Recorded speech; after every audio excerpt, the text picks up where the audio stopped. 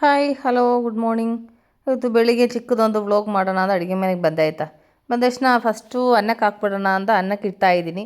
ನಾನು ಇವತ್ತು white rice ಮಾಡ್ತಿರೋದು. ಬಟ್ ನಾನು ಯಾವಾಗಲೂ ಹೇಳ್ತೀನಲ್ಲ, ವೈಟ್ ರೈಸ್ ಅಂದರೆ ನಾನು ಯಾವಾಗಲೂ ಪಾತ್ರದಲ್ಲಿ ಅನ್ನ ಬೇಯಿಸೋದು. ನಾನು ಕುಕ್ಕರ್ಲಿ ಇಡೋದಿಲ್ಲ. ನನಗೆ ಕುಕ್ಕರ್ಲಿ ಅನ್ನ ಬೇಯಿಸೋದು ನನಗೆ ಇಷ್ಟ ಆಗಲ್ಲ. ಪಾತ್ರದಲ್ಲಿ ಇಟ್ಟರೇ ಇಷ್ಟ ಆಗೋದು. ಅದಕ್ಕೆ ಅನ್ನ ಇಟ್ಬಿಟ್ಟು ಅದಾದಮೇಲೆ ನಾನು ಯಾವಾಗಲೂ ಅನ್ನಕ್ಕೆ ನಾನು ಒಂಚೂರು ಉಪ್ಪು ಹಾಕ್ತೀನಿ. ಅಂದರೆ ನನಗೆ ವೈಟ್ ರೈಸಿಗೆ ಒಂಚೂರು ಉಪ್ಪು ಹಾಕಿದರೆ ನನಗೆ ಸಮಾಧಾನ ಆಯಿತಾ. ಅದಕ್ಕೆ ನಾನು ವೈಟ್ ರೈಸಿಗೆ ಉಪ್ಪು ಹಾಕ್ಬಿಟ್ಟು ಅದಾದಮೇಲೆ ಸ್ಪೂನಲ್ಲಿ ಈ ಥರ ಒಂದ್ಸರಿ ಮಿಕ್ಸ್ ಮಾಡಿ ಈ ಥರ ಎಲ್ಲ ಮಾಡಿದರೆ ನನಗೆ ಸಮಾಧಾನ ಆಯಿತಾ. ಅದಾದಮೇಲೆ ಟೀ ಸೋರ್ಸೋದು ಇದರಲ್ಲಿ ಈ ಥರ ಒಂದು ಸ್ವಲ್ಪ ಹಿಂಗೆ ಮಾಡಿಬಿಟ್ಟು ಅದಾದಮೇಲೆ ಮುಚ್ಚಳದಲ್ಲಿ ಮುಚ್ಚಿಬಿಟ್ಟು ಹಂಗೆ ಬೇಯಕ್ಕೆ ಬಿಟ್ಟಿದ್ದೀವಿ. ಅದಾದಮೇಲೆ ಇವತ್ತು ಸಾಂಬಾರು ನಾನು ಆ್ಯಕ್ಚುಲಿ ನನ್ನೇ ಪ್ಲ್ಯಾನ್ ಮಾಡ್ಕೊಂಡಿದ್ದೀನಿ. ಇವತ್ತು ನಾನು ಪಾಲಕ್ ಸೊಪ್ಪು ಸಾರು ಮಾಡೋಣ ಅಂತಲೇ ಪ್ಲ್ಯಾನ್ ಮಾಡಿದ್ದು. ಅದಕ್ಕೆ ಇವತ್ತು ವೈಟ್ ರೈಸ್ ಇಟ್ಟಿದ್ದಿಲ್ಲ ಅಂದರೆ ನಾನು ರೆಡ್ ರೈಸ್ ಇಡ್ತಾಯಿದ್ದೆ. ನನ್ನ ಮಕ್ಕಳಿಗೆ ವೈಟ್ ರೈಸ್ ಜೊತೆಯಲ್ಲಿ ಸ್ವಲ್ಪ ಸಬ್ಸಾರು ಮಿಕ್ಸ್ ಮಾಡಿಬಿಟ್ಟು ಅದ್ರ ಜೊತೆಲಿ ಸ್ವಲ್ಪ ತುಪ್ಪ ಎಲ್ಲ ಮಿಕ್ಸ್ ಮಾಡಿ ಕಳಿಸಿದ್ರೆ ಅವ್ರಿಗೆ ತುಂಬ ಇಷ್ಟ. ಅವರು ತುಂಬ ಖುಷಿಯಾಗಿ ಊಟ ಮಾಡ್ತಾರೆ. ಅದಕ್ಕೆ ನಾನಿವತ್ತು ವೈಟ್ ರೈಸ್ ಇಟ್ಟಿದ್ದು. ಏಕೆಂದರೆ ಸಬ್ಸಾರು ಬೇರೆ ಅಲ್ವಾ, ಅದೊಂದು ಚೆನ್ನಾಗಿರುತ್ತೆ ಕಾಂಬಿನೇಷನು ಅಂತ. ಅದಾದಮೇಲೆ ನಾನು ಸಬ್ಸಾರು ಮಾಡಲಿಕ್ಕೆ ಕುಕ್ಕರಲ್ಲಿ ಸ್ವಲ್ಪ ನೀರು ಇಟ್ಬಿಟ್ಟಿದ್ದೀನಿ. ಯಾಕೆಂದರೆ ನೀರು ಬಿಸಿ ಆಗ್ತಿರೋ ಟೈಮಲ್ಲಿ ಹಾಗೆ ಬೇಳೆ ತೊಳೆದಾಕಿದ್ರೆ ಸಾಕಲ್ವ. ನನಗೆ ಸ್ವಲ್ಪ ಹೈಟ್ ಜಾಸ್ತಿ ಇರೋದ್ರಿಂದ ನಾನು ಮೇಲಿಂದ ಏನಾದರೂ ಬಾಟ್ಲ್ ತೊಗೋಬೇಕಾದ್ರೆ ಆ ಥರ ಸ್ಪೂನಿಂದ ಎಲ್ಲ ಎತ್ಕೋಬೇಕು, ಇಲ್ಲಾಂದ್ರೆ ನನ್ನ ಕೈಲಿ ಆಗಲ್ಲ. ನಾನೊಂದು ಅರ್ಧ ಕಪ್ಪಷ್ಟು ಬೇಳೆ ತೊಗೊಂಡಿದ್ದೀನಿ ಆಯಿತಾ. ಅದಾದಮೇಲೆ ನಾನು ಉಪ್ಪು ಖಾಲಿ ಆಗೋಗಿತ್ತು ನನಗೆ. ಅದು ಉಪ್ಪು ಹಾಕೋಕ್ಕೆ ಮರದೇ ಬಿಟ್ಟಿತ್ತು. ಅದಕ್ಕೆ ನಾನು ಯಾವಾಗಲೂ ಎಲ್ಲರೂ ಕೇಳ್ತಿದ್ರು ಯಾವ ಉಪ್ಪು ನೀವು ಯೂಸ್ ಮಾಡೋದು ಅಂತ. ಅದಕ್ಕೆ ನಾನು ಇದು ತೋರಿಸಿರೋದಾಯ್ತಾ. ನಾನು ಹಿಮಾಲಯನ್ ರಾಕ್ ಸಾಲ್ಟೇ ನಾನು ಯೂಸ್ ಮಾಡೋದು. ತುಂಬ ವರ್ಷ ಆಯಿತು ಇದು ಯೂಸ್ ಮಾಡೋಕ್ಕೆ ಸ್ಟಾರ್ಟ್ ಮಾಡಿ. ಇದು ಯಾಕೆಂದರೆ ಇದು ಹೆಲ್ತಿಗೆ ತುಂಬ ಒಳ್ಳೆಯದು ಅಂತ ನಾನು ಈ ಪಿಂಕ್ ಸಾಲ್ಟ್ ಯೂಸ್ ಮಾಡೋದಾಯ್ತಾ. ಅದಾದಮೇಲೆ ನಾನು ನನ್ನೇ ಗೋಧಿ ಹಿಟ್ಟು ಪುಡಿ ಮಾಡ್ಕೊಂಬಂದು ಇಟ್ಟಿರೋದಾಯ್ತಾ. ಅದು ತೆಗೆದು ಬಕೆಟಲ್ಲಿ ಹಾಕ್ಲಿಕ್ಕೆ ಮರೆದುಬಿಟ್ಟಿತ್ತು. ಅದು ಒಂದು ತೆಗೆದು ಒಳಗಡೆಗೆ ಇಡ್ತೀನಿ. ಅದಾದಮೇಲೆ ನೋಡಿ ಬೇಳೆ ತೊಳ್ಕೊಂಬಂದಿದ್ದೀನಿ. ಇನ್ನು ಇದು ನೀರು ಬಿಸಿ ಆಗ್ತಾ ಇದೆ, ಅದರೊಳಗಡೆಗೆ ಹಾಕ್ಕೊಳ್ಳೋಣ. ಆವಾಗ ಬೇಳೆ ಕುದೀತಾ ಇರೋ ಟೈಮಲ್ಲಿ ಹಂಗೆ ಸೊಪ್ಪು ಕ್ಲೀನ್ ಮಾಡಿಬಿಟ್ಟು ತೊಳೆದು ಈ ಥರ ಸಣ್ಣದಾಗಿ ಕಟ್ ಮಾಡಿಬಿಟ್ಟು ಅದರೊಳಗಡೆಗೆ ಹಾಕ್ಕೊಂಡ್ರೆ ಆಯಿತು. ನಾನು ಯಾವಾಗಲೂ ಸೊಪ್ಪು ಸ್ವಲ್ಪ ಚಿಕ್ಕದಾಗಿ ಕಟ್ ಮಾಡ್ಕೊತೀನಿ. ಚಿಕ್ಕದಾಗಿ ಕಟ್ ಮಾಡಿಬಿಟ್ಟೆ ನಾನು ಹಾಕ್ಕೊಳ್ಳೋದು. ಇವಾಗ ನೋಡಿ ನಾನು ಸೊಪ್ಪೆಲ್ಲ ಇದೇ ಥರ ಕಟ್ ಮಾಡ್ಕೊಂಡಿದ್ದೀನಿ. ಇನ್ನು ನಮಗೆ ಅಲ್ಲಿ ಕುದೀತಾ ಇರೋ ಬೇಳೆ ಜೊತೆಯಲ್ಲಿ ಸೊಪ್ಪು ಹಾಕ್ಬಿಡೋಣ. ಈ ಸೊಪ್ಪು ಹಾಕಿದ ನಂತರ ಇದ್ರ ಜೊತೆಯಲ್ಲಿ ಮಿಕ್ಕಿದ್ದು ಟೊಮೊಟೊ, ಅದಾದಮೇಲೆ ಹಸಿಮೆಣ್ಸಿನ್ಕಾಯಿ, ಬೆಳ್ಳುಳ್ಳಿ ಎಲ್ಲ ಹಾಕ್ಕೋಬೇಕು. ನಾನು ಹುಳಿಗೆ ಒಂದು 4 ಟೊಮೊಟೊ ತೊಗೊಂಡಿದ್ದೀನಿ. ಅದಾದಮೇಲೆ ಒಂದು 7 ಹಸಿಮೆಣ್ಸಿನ್ಕಾಯಿ, ಅಂದರೆ ಖಾರಕ್ಕೆ ನಾನು ಬೇರೆ ಏನೂ ಹಾಕಲ್ಲ. ಅದಾದಮೇಲೆ 1 ಪೀಸು ಬೆಳ್ಳುಳ್ಳಿ. ಇನ್ನು ಇದಿಷ್ಟು ಕ್ಲೀನ್ ಮಾಡಿಕೊಂಡು ಈ ಸೊಪ್ಪು ಜೊತೆಯಲ್ಲಿ ಹಾಕ್ಕೊಳ್ಳೋಣ. ಹಾಗೆ ನಾನು ಟೊಮೊಟೊ ಎಲ್ಲ ಕಟ್ ಮಾಡ್ಕೊಂಡು ಅದರೊಳಗಡೆ ಹಾಕ್ಕೊಂಡಿದ್ದೀನಿ. ಆದಮೇಲೆ ಹಸಿಮೆಣ್ಸಿನ್ಕಾಯಿ ಹಾಕ್ಕೊಂಡೆ. ಅದಾದಮೇಲೆ ಬೆಳ್ಳುಳ್ಳಿ, ಅದಾದಮೇಲೆ ಒಂದು ಅರ್ಧ ಟೀ ಸ್ಪೂನ್ ಅರಿಶಿನ ಹಾಕಿದ್ದೀನಿ. ಅದಾದಮೇಲೆ ರುಚಿಗೆ ತಕ್ಕಾಗಿ ಉಪ್ಪು ಹಾಕ್ಕೊಂಡಿದ್ದೀನಿ. ಇದಿಷ್ಟು ಹಾಕ್ಬಿಟ್ಟು ಒಂದು ಸರಿ ಮಿಕ್ಸ್ ಮಾಡಿಕೊಂಡು ಇದು ಮುಚ್ಚಳದಲ್ಲಿ ಮುಚ್ಚಿಬಿಟ್ಟು ಬೇಯಿಸ್ಕೊಳ್ಳೋಣ. ಈ ಒಂದು ಅಳತೆಯಲ್ಲಿ ನೀರು ಹಾಕಬೇಕು, ಜಾಸ್ತಿ ನೀರು ಹಾಕಬಾರ್ದು. ಯಾಕೆಂದರೆ ಸಪ್ಪಲ್ಲಿ ನೀರಿನ ಅಂಶ ಇರೋದ್ರಿಂದ ಜಾಸ್ತಿ ನೀರು ಹಾಕಬಾರ್ದು. ಅದಾದಮೇಲೆ ಮುಚ್ಚಳದಲ್ಲಿ ಮುಚ್ಚಿಬಿಟ್ಟು ಇನ್ನು ಇದು ಬೇಯಲಿ.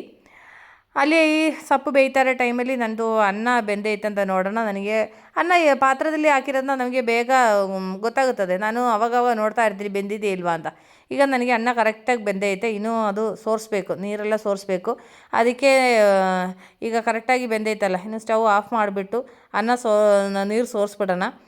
ಅದಕ್ಕೆ ನಾನು ಈ ಥರ ಒಂದು ಪಾತ್ರದಲ್ಲಿ ಸೋರಿಸೋದಾಯ್ತಾ.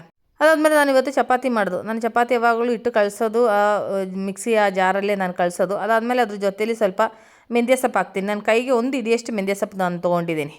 ಅದಾದಮೇಲೆ ಚೆನ್ನಾಗಿ ನೀರಲ್ಲಿ ತೊಳೆದುಬಿಟ್ಟು ಇದು ಸಣ್ಣದಾಗಿ ಕಟ್ ಮಾಡಬೇಕು. ಸಣ್ಣದಾಗಿ ಕಟ್ ಮಾಡಿಬಿಟ್ಟು ಆ ಗೋಧಿ ಹಿಟ್ಟು ಜೊತೆಯಲ್ಲಿ ಹಾಕ್ಬಿಟ್ಟು ಇಟ್ಟು ಕಳಿಸ್ಕೋಬೇಕು. ನಾನು ಹಿಟ್ಟಲ್ಲಿ ಸ್ವಲ್ಪ ಖಾರ ಪುಡಿ, ಅರಿಶಿನ, ಉಪ್ಪು, ಅದಾದಮೇಲೆ ಒಂಚೂರು ಎಣ್ಣೆ, ಅದಾದಮೇಲೆ ಗರಂ ಮಸಾಲೆ ಹಾಕಿದ್ದೀನಿ ಆಯಿತಾ.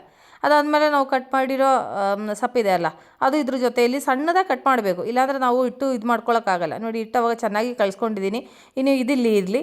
ಅದಾದಮೇಲೆ ನಾವು ಸೊಪ್ಪು ಬೇಯಕ್ಕೆ ಇಟ್ಟು ತುಂಬ ತಾಯಿತು 4-5 ವಿಸಿಲ್ ಹಾಕ್ಬಿಟ್ಟು ಚೆನ್ನಾಗಿ ಬೇಯಿಸ್ಕೊಂಡಿದ್ದೀನಿ ನಾನು. ನೋಡಿ ಅವಾಗ ಸೊಪ್ಪು ಬೇಳೆ ಎಲ್ಲ ಚೆನ್ನಾಗಿ ಬೆಂದೈತೆ. ಇನ್ನು ಇದು ಚೆನ್ನಾಗಿ ಸ್ವಲ್ಪ ಸ್ಮ್ಯಾಶ್ ಮಾಡ್ಕೋಬೇಕು. ನಾನು ಇದು ಚೆನ್ನಾಗಿ ಸ್ಮ್ಯಾಶ್ ಮಾಡ್ಕೊಂಡಿದ್ದೀನಿ. ನಾನು ಇದ್ರ ಜೊತೆಯಲ್ಲಿ ಇನ್ನೂ ಸ್ವಲ್ಪ ಒಗ್ಗರಣೆ ಮಾಡ್ಕೊಳ್ಳೋದು ಅಷ್ಟೇ, ಬೇರೆ ಏನು ಹಾಕಲ್ಲ ಆಯಿತಾ. ಏನು ತೆಂಗಿನಕಾಯಿ ರುಬ್ಬಾಕೋದು ಆ ಥರ ಏನು ಮಾಡಲ್ಲ. ನಂದು ಯಾವಾಗಲೂ ಸಬ್ಸಾರು ಅಂದರೆ ನಾನು ಈ ಥರನೇ ಮಾಡೋದು, ತುಂಬ ಟೇಸ್ಟಿಯಾಗಿರುತ್ತೆ.